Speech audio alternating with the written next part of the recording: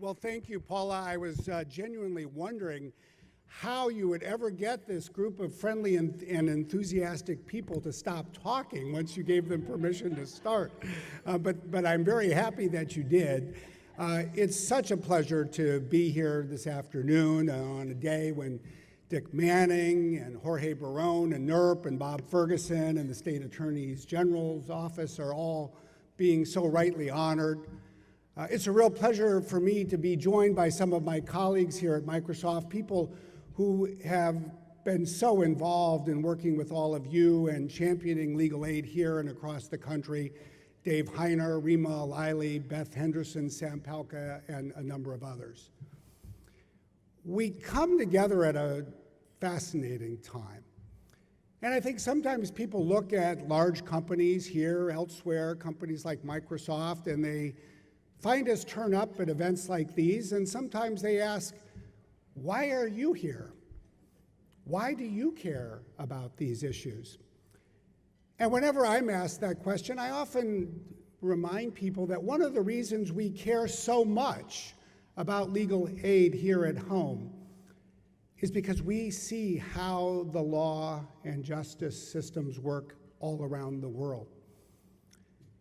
We see them on many days that remind us not just of the sobering challenges we face here at home, but the daunting challenges that people face everywhere. And they arise in the most amazing variety of circumstances. There was a day a few months ago when I got an email and a phone call telling me that one of our employees in a country in Asia had been put in jail. And when I was asked why he was put in jail, the answer was he had not agreed to pay a bribe to stay free. And this was the prosecutor's way of getting Microsoft to pay a bribe instead. And it took us to say, we don't pay bribes. And it took months for us to explain to his family, to explain to the court, to explain to the politicians, and ultimately to the press in that country that we wouldn't pay bribes. And he was ultimately released, but it was a powerful reminder of the way the wheels of justice sometimes turn in other places. And that is far from the only problem. I was struck a year ago when I was in Warsaw talking to our employees in Poland, a country that perhaps as much as any place on the planet felt what could go wrong in the 20th century when all hope for fairness and justice and decency evaporated completely under Nazi occupation. And I saw the eyes of our employees when they raised with me the number one issue that was on their mind. It wasn't the sale of Office 365 or our cloud competition. It was literally what was happening to the independence of the judiciary as the government was slowly but surely stripping away at the authority of judges to stay in office and render decisions. And they recognized perhaps the way few people on the planet could, where this ultimately could lead. For me, there are a number of lessons that come from these kinds of experiences that speak to why we're here today. The first is that we should never take our strengths in this country for granted. We should never assume that these things cannot happen here. We should be proud that they don't happen here. But above all, we should remember that there is one reason, perhaps one reason alone, that they won't happen here, and that is because of the people in this room. Because we live in a nation of laws, but at the end of the day, as you have heard, it is people that need to stand up to make the law work.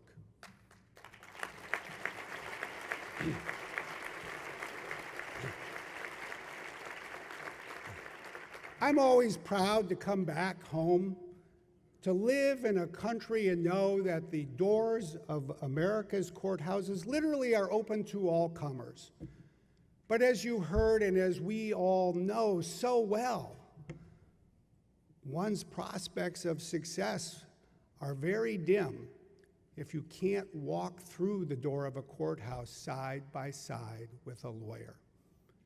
And that is where the rubber meets the road when it comes to truly creating a country where there is justice for all. And this lunch and the example set and continued by the Goldmark family is such a powerful reminder that ultimately it is about a community of people.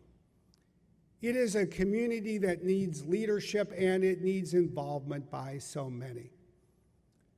It's interesting to reflect on the strengths that I believe we have now, the strengths and the opportunities on which we can build. Because it is a different time here in February of 2018. I remember Election Day, November 2016.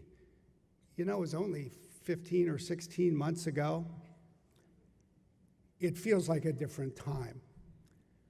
I'll bet that everybody in this room fully expected that Bob Ferguson was going to be reelected that day.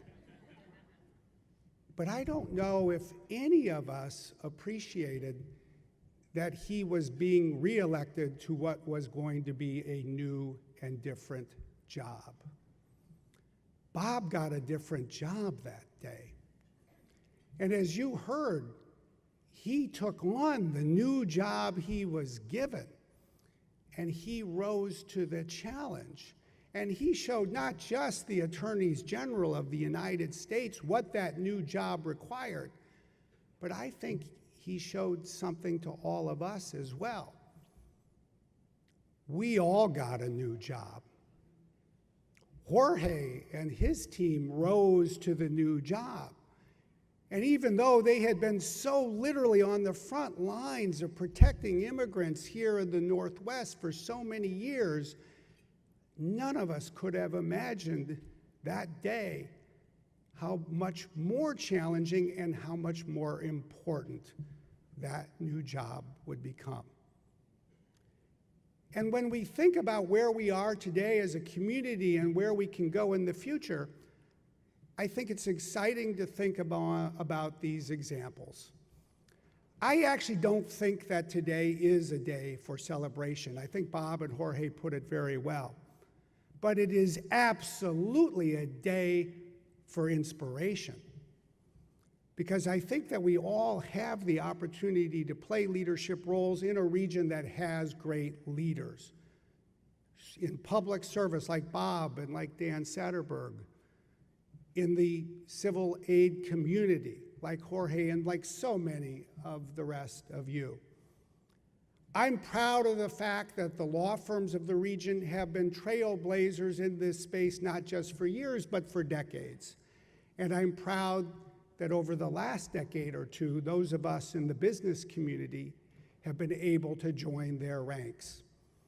I'm proud that when you look at the program today, you'll see ads by Amazon and AT&T and Alaska Airlines, and that's just the letter A.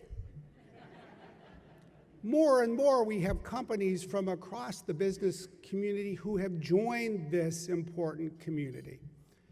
And one of the great opportunities I believe we have in the years ahead is to bring our expertise together in new ways.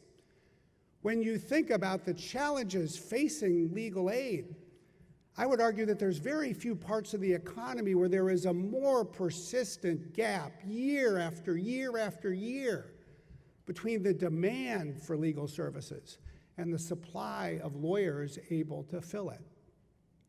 We have the opportunity to put technology to work, the way we are at Microsoft, the way Dave Heiner at Microsoft is leading with the Legal Services Corporation to use artificial intelligence and use information technology, not to replace lawyers, but to at least fill some of this additional gap.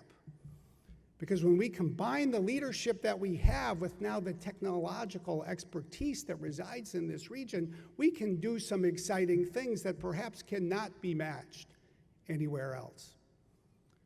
But while technology, I think, is part of the future, there is one thing that will so clearly remain. It's always going to be about people. It's going to be about people coming together, and it will be always about great leaders and acts of heroism by individuals, but perhaps above all else, it will be by people who can come together and work as a community. And that's one of our other great strengths here in this region. It's captured by LFW today, and it's captured throughout the year. It's certainly captured today by the Campaign for Equal Justice. Because one of the things we have championed here in the Northwest is the ability not just to act separately, but to come together, to raise money together, to work together, to use our voice together. And if we can build on that leadership, if we can bring together new areas of expertise, and if we can champion our sense of community, then I think we have the opportunity to do what needs to be done. Because we all have to assume that despite the successes of Bob and his team and Jorge and his, there are more challenges ahead. Unfortunately, we live in a country and we live in a world where things can always get worse as well as get better, and we have to be prepared for all the possibilities. We live in a contentious time. We live in a time when, unfortunately, it's sometimes easier to bring people together in a courtroom on opposite sides before a judge than it is in a classroom or in other places to sit down and have a quiet conversation. So we have to assume that there will be important new challenges ahead and important new work to be done. At the end of the day, I really do think it's true. Bob Ferguson isn't the only one who got a new job. We all got a new job, and it's a big job that we need to do together. Thank you very much.